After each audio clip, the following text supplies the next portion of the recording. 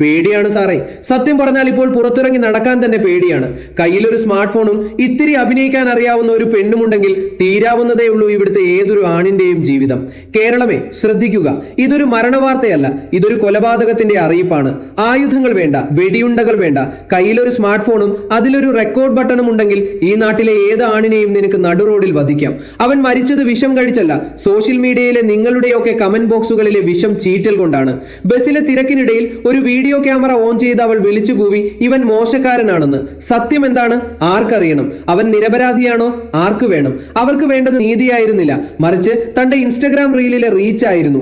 ലൈക്കുകളുടെ എണ്ണത്തിൽ സ്വന്തം മനസാക്ഷി വിറ്റവർക്ക് മുന്നിൽ ഒരു പാവം മനുഷ്യന്റെ മാനനം കപ്പലു കയറി. 30 സെക്കൻഡ് വൈറൽ വീഡിയോയ്ക്ക് വേണ്ടി 30 വർഷം ജീവിച്ച ഒരു മനുഷ്യനെയാണ് നിങ്ങൾ കൊലക്കയറിലേക്ക് തള്ളിവിട്ടത്. ഇവിടെ ചോദിക്കാൻ ആളില്ലേ? സ്ത്രീ സുരക്ഷയുടെ പേരിൽ തൊണ്ടകീറുന്ന രാഷ്ട്രീയ കോമരങ്ങളെ, നിങ്ങളുടെ കണ്ണന്ധമാണോ? അതോ പുരുഷന്റെ കണ്ണീരിന് വോട്ട് ബാങ്കിന്റെ തുലാസിൽ തൂക്കമില്ലാത്തത് കൊണ്ടാണോ ഈ മൗനം? നിയമം പെണ്ണിന് കവചമാണ്, ശരിയാണ്. പക്ഷേ അത് നിരപരാധിയായ ആണിന്റെ നെഞ്ചിൽ തറയ്ക്കാനുള്ള കുന്തമായി മാറുമ്പോൾ അത് ചോദ്യം ചെയ്യപ്പെടുക തന്നെ വേണം. മീ ടു എന്ന് കേട്ടാൽ വിറയ്ക്കുന്നവർ ഹീ ടു എന്ന് പറഞ്ഞ് കരയുന്നവനെ കാണാതെ പോകരുത്. അവൻ പോയി, ഇനി ആര് തിരികെ നൽകും അവന്റെ കുടുംബത്തിന് ആ ജീവൻ? അവൻ നിരപരാധിയാണെങ്കിൽ ആര് കഴുകി നൽകും അവന്റെ പേരിന് മേൽ വീണ കറ? സോഷ്യൽ മീഡിയയിലെ ന്യായാധിപന്മാരെ, അവൻ കുറ്റക്കാരനാണെന്ന് വിധിയെഴുതാൻ നിങ്ങൾക്ക് എന്താണ് യോഗ്യത? ഒരു പെൺകുട്ടി കരഞ്ഞാൽ അത് സത്യം, ഒരു ആൺകുട്ടി കരഞ്ഞാൽ അത് അഭിനയം. ഇതാണോ നിങ്ങളുടെ നീതിശാസ്ത്രം?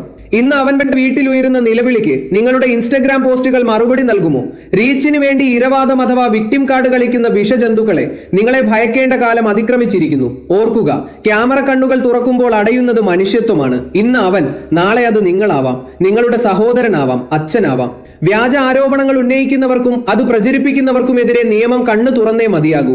മരിച്ചു കഴിഞ്ഞിട്ട് കിട്ടുന്ന നീതിയേക്കാൾ വലുതാണ് ജീവിച്ചിരിക്കുമ്പോൾ കിട്ടുന്ന അന്തസ്.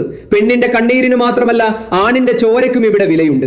അവർക്കും ഇവിടെ അന്തസ്സോടെ ജീവിക്കണം. അതുകൊണ്ട് ഭരണകൂടത്തോടും കോടതികളോടും ഒരൊറ്റ കാര്യമേ പറയാനുള്ളൂ: സ്ത്രീ സുരക്ഷയ്ക്ക് എന്ന് പറയുന്ന നിയമം പുരുഷന്റെ നാശത്തിന് വേണ്ടിയാകരുത്. അതൊരു കൊലക്കയറായി മാറാൻ ഇനി അനുവദിച്ചുകൂടാ.